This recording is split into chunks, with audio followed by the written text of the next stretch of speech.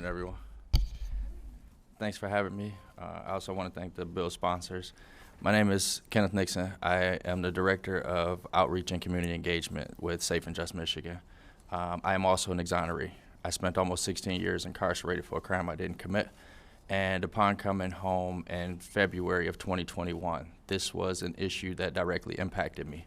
Because I was an Innocence Project client, organizations from all over the country sent me checks to help get back on my feet. Problem was, I didn't have an ID. Without an ID, I couldn't get a bank account. Without an ID, I couldn't cash a check. I also didn't have a birth certificate or a social security card. I couldn't get one without the other. So approximately 6 months later, I eventually got all my documents. It took me 5 months to get a birth certificate. This was a problem that should not have been a problem.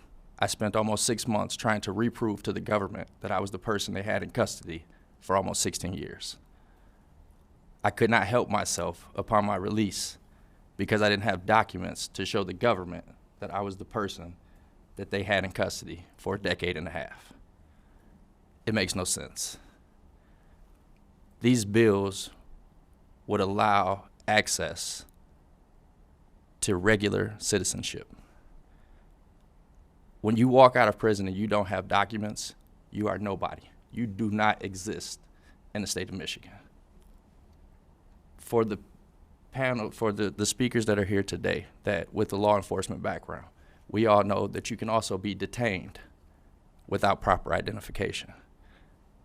That means you can be repeatedly victimized by the system without proper documentation, to no fault of your own. I asked the Attorney General this question one day, and I'll ask every one of you here today. You took my ID when you arrested me.